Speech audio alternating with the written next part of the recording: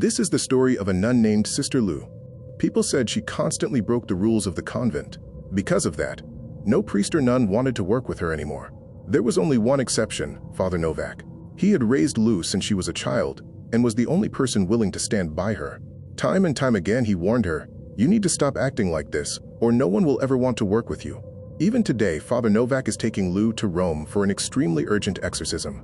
A famous and influential person has reportedly been possessed by a terrifying demon, and the Father's team has been called in to save them. As the train races toward Rome, Father Novak continues trying to reason with Lu, but she's frustrated, and for good reason. The first reason goes all the way back to her childhood. Lu's father, Roman, was also a demon investigator who assisted Father Novak in performing exorcisms. But one horrifying night, young Lu woke up to find that a demon had taken control of her own father. Before the creature could harm her, Father Novak and his team managed to rescue Lu, but they couldn't save Roman. What happened to her father after that night remains a secret.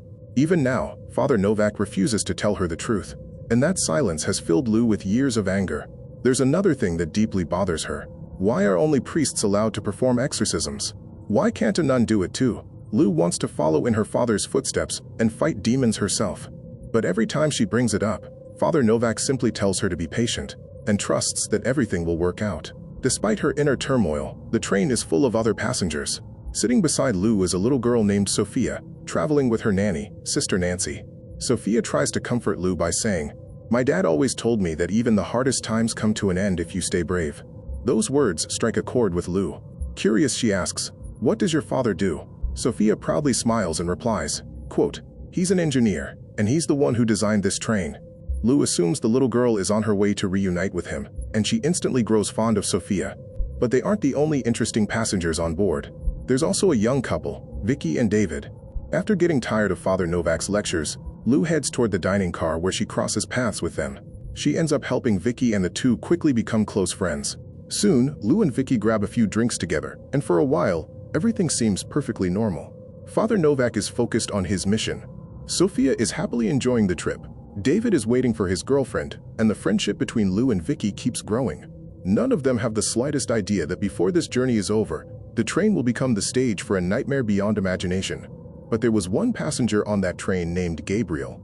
Before boarding, his girlfriend, someone he had only met a few weeks earlier, had handed him a mysterious box. She looked him in the eyes and said, "Open it only when you're alone on the train."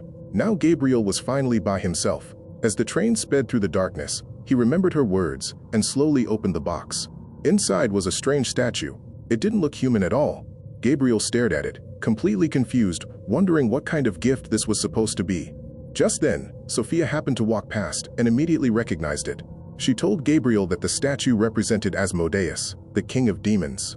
According to ancient legends, Asmodeus possessed terrifying power, the ability to control multiple people at the same time. But then she laughed it off, saying it was probably just an old myth. After all, demons aren't real, right? A moment later, Nancy arrived and called Sophia away. Gabriel was still thinking about what Sophia had said when, out of nowhere, the sharp edge of the statue sliced his hand. To Gabriel, and probably to anyone watching, it seemed like nothing more than a small cut. But no one had any idea what that tiny wound was about to unleash. Meanwhile, completely unaware of what was happening, Vicky and Lu were chatting nearby.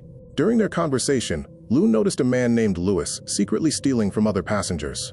She confronted him and warned, "Put everything back or I'll tell everyone." Louis realized she was serious and quietly returned the stolen items. So far, everything seemed perfectly normal. But then the story cuts back to Gabriel. Something is terribly wrong with him. His body starts shaking uncontrollably. He's freezing cold, and little by little, his face begins to change. It no longer looks human. Before anyone can understand what's happening, Gabriel transforms into something horrifying, something demonic.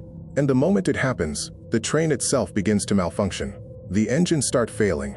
The lights flicker on and off. At first, everyone assumes it's just a minor technical issue. But then crows begin crashing into the train's windows, one after another, then dozens, then hundreds. Soon, it feels like thousands of them are slamming into the glass. Panic spreads through the passengers. Trying to keep everyone calm, the conductor announces, "Please don't worry. We've suffered some damage to the windows, so we'll stop at the next station. It's only 5 minutes away. We'll make the necessary repairs and continue our journey." The passengers reluctantly believe him. Maybe it really is just an accident. Maybe everything is still under control. But after witnessing all of this, Sophia is absolutely terrified. Sophia looks at Nancy with fear in her eyes and asks, "Are we going to be okay?" Sitting right beside them is a man named Edwin, a selfish, bitter guy with a habit of making every situation worse. He says, "You know how animals, especially birds, can sense danger before it happens? Maybe that means something terrible is about to happen to us." His words instantly make everyone uneasy. David has had enough. Angry, he tells Edwin to stop scaring people and reassures Sophia that everything is going to be fine. But just then, Sophia notices something strange. The train doesn't stop at the next station. Instead, it keeps speeding up faster and faster and even faster. No one can understand what's happening. Why isn't the train stopping? It was supposed to slow down, but it's only gaining speed. The passengers are completely confused. Only Lou seems to realize that whatever is happening isn't something any human could control. She rushes to Father Novak and tells him everything. Father Novak calmly replies, "I'll find out what's going on. Until then, keep the passengers calm." Lou and Vicky try their best to reassure everyone, but Edwin won't stop spreading panic. He keeps terrifying the passengers, and by now, everyone is sick of listening to him. Finally, Lou decides there's only one way to get answers. She heads for the driver's cabin. Everyone follows behind her, but the moment they step inside, it's already too late. The train operator is dead. No one knows who killed him. The horrifying sight leaves everyone frozen in fear. The passengers turn to Lou, desperately asking, "What happened? How is this even possible?" Before she can answer, everything around her suddenly changes. In an instant, Lou is pulled into the spirit world. Waiting for her there is Father Novak. She's completely confused. If he wanted to talk, why bring her to this place? Father Novak finally reveals the truth. "You've always asked me what really happened to your father," he says. "Now it's time you know." He explains that Lou's father had been possessed by Asmodeus, the king of demons, a powerful evil force that wanted both Lou and her father dead. And now that same demon has boarded this train. "If you want everyone to survive," Father Novak warns, "you'll have to stop it yourself." Lou isn't ready for something this terrifying. But before she can ask another question, Asmodeus appears right in front of her and brutally kills Father Novak before her eyes. As Lou steps out from the world of spirits, everyone immediately runs toward the father. But by now, it's clear that everything has already fallen apart. Then, Asmodeus appears right in front of them. He lets out a terrifying scream that echoes through the entire train, declaring that every soul on board belongs to him. He vows to kill them all and turn every single soul into his slave. Hearing his horrifying warning, panic spreads through the group. Everyone is frozen with fear, unsure of what to do next. Their last hope is Sister Lou. Vicky pleads with her, "Please save us. You're the only one who can." But Edwin, as always, interrupts. He says, "I grew up around priests and nuns. I know for a fact that nuns don't perform exorcisms." Vicky quickly shuts him down. Right now, Lou is the only hope we have. One by one, everyone begs Lou for help. And finally, she agrees. She decides to fight, not only for the people on the train but also for her father, and for Father Novak. The first thing Lou does is give everyone a special drink. She had already blessed it with a prayer so that the demon wouldn't be able to take control of them. But Nancy refuses to drink it because she doesn't believe in any of this. There isn't enough time for Lou to argue with her. As if the demon wasn't enough, they're facing another deadly problem, the speeding train. Sophia reminds everyone that the train is racing out of control, and if it isn't stopped within the next 15 minutes, it will crash, and everyone on board will die. Lou asks Sophia, "You know this train better than anyone. What should we do?" Sophia quickly comes up with a plan. She tells everyone to gather all the passengers into the last coach, and then detach that coach from the rest of the train. It's a brilliant idea, but the real question is, will the demon allow them to do it? Lou explains that if they can figure out what object Asmodeus originally escaped from, they might be able to seal him back inside it. That's when Sophia remembers Gabriel and the mysterious statue. She tells Lou everything she knows, and instantly Lou forms a new plan. Sophia, Nancy, Vicky, and David will gather every passenger into the final coach and separate it from the train. Meanwhile, Louis has a different mission. He must steal the statue from Gabriel, because if they want to destroy the demon once and for all, the cursed statue has to be destroyed too. Edwin's job is perhaps the strangest of all. He has to keep provoking the demon, distracting it, while everyone else carries out their tasks. And honestly, if there's one thing Edwin is good at, it's getting under someone's skin and throwing insults. Edwin finally agrees, and Lou decides to face the demon alone. She knows she has to stop it no matter what, because Gabriel's life is also on the line. Everyone accepts the plan and splits up to handle their own part of the mission. But was it really going to be that easy? Not even close. The demon appears in front of Lou and tries to manipulate her. It whispers, "Do you remember your father? He refused to bow before me too. And you know exactly what happened to him. You still have a chance. Kneel before me and I'll spare your life. But Lu refuses to give in and keeps fighting back. Meanwhile, Sophia and the others manage to move all the passengers into the last train car. Sophia, Vicky, David and Nancy begin trying to detach that final carriage from the rest of the train. Suddenly, countless glowing fireflies surround them. But these weren't ordinary fireflies. You already know how this demon works. Everyone else had been protected because they drank the holy mixture earlier, but Nancy hadn't. That meant the demon could still control her, and that's exactly what it does. The demon takes over Nancy's mind, turning her against the others. She suddenly wants to kill everyone around her. One team is already trapped, while Edwin, working alone, continues provoking the demon. He shouts, "You think we're going to die? You're nothing but a fool. You can't stop us. We're going to destroy you and walk out of here alive." Edwin keeps taunting it until Asmodeus finally loses his temper. A chilling message suddenly appears on the glass. "You will die alone." Then the demon attacks him. Edwin barely manages to escape. But for how long? Far away from all the chaos, Lewis finally reaches the statue they've been searching for. But before he can take it, the demon tries one last trick. "What are you doing?" it whispers. "Look at this priceless statue. Steal it. You'll become incredibly rich." But Lewis has already made his choice. He's standing with his friends. The moment the demon realizes that, it leaves Lou behind, rushes straight to Lewis, and brutally kills him. The others run to his side, but they're too late. The demon has already done what it came for. Lewis is dead. Everyone breaks down in tears, but there's no time to grieve. Lou immediately rushes to Nancy and manages to free her from the demon's control. Then she gives everyone one final order. "Get into the last train car. I'll keep the demon distracted and join you there." She also tells Nancy, quote, "Take Sophia and get her safely back to her father." But Nancy quietly reveals a heartbreaking truth. Sophia's father died 3 years ago. I'm the only family she has left.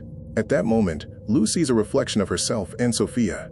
And now, more than ever, she knows she has only one choice. She has to save them all.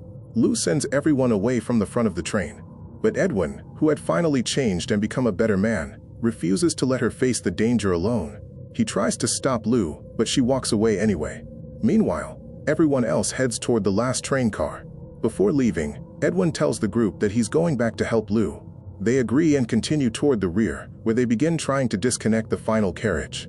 Far away in the first car, Lou finally comes face to face with Gabriel. At first, the demon tries to manipulate her and lure her to its side. But when she refuses to give in, the two prepare for a deadly showdown where either one could die at any moment. Just before the demon can kill Lou, Edwin suddenly rushes in and knocks it to the ground. Gabriel's body is growing weaker with every passing second, and the demon desperately needs a new host. So it abandons Gabriel and takes control of Edwin instead. Gabriel survives, and Lou immediately tells him to run. She orders him to warn everyone to separate the train cars before it's too late. Gabriel escapes while Edwin, still fighting for control of his own mind, tells Lou to leave. "I don't know how much longer I can hold this thing back," he says. "I've committed terrible sins in my life. Even my own son hates me. I wanted to do at least one good thing before I died. And this is it." Edwin begs Lou to run, but it's already too late. The demon completely overpowers him and prepares to strike. At that exact moment, Gabriel returns with the others and tells them about Lou's plan. With no other choice, Vicky disconnects the train car. The rest of the survivors make it out alive. But now, only Lou and the demon remain trapped together inside the isolated carriage. Little by little, the evil force starts gaining the upper hand, and Lou begins to believe she's about to die. Then something unbelievable happens. The spirit of Lou's father appears before her. He reveals that after battling the demon for so many years, he had absorbed some of its supernatural powers. And before he died, he passed those powers on to her. "That's why the demon wanted me dead," he tells her. "And now it wants you, but you're stronger than it is. End this once and for all." Hearing her father's words fills Lou with new courage.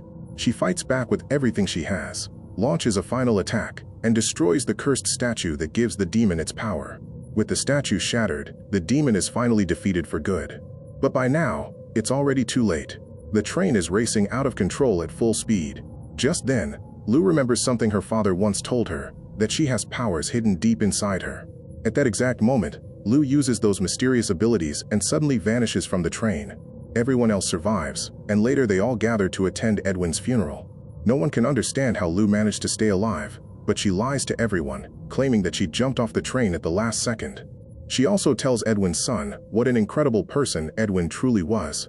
But is the nightmare finally over? Not even close. Soon after, a group of government agents takes Lou to a church where one of Father Novak's old friends is waiting for her.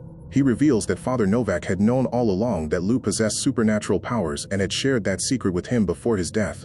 Father Novak may be gone, but his friend now asks Lou to stand with them and help fight the forces of evil. Even the government wants her on their side. In the end, Lou accepts her destiny. She promises that she will never let the devil win again, and that's where the story comes to an end. But it definitely feels like there's room for a sequel. Gabriel's girlfriend is still alive, and the biggest question remains unanswered. Why did she do what she did? Let me know what you think in the comments below. If you enjoyed this recap, don't forget to hit the like button and subscribe for more movie recaps every day. Thanks for watching, and I'll see you in the next one.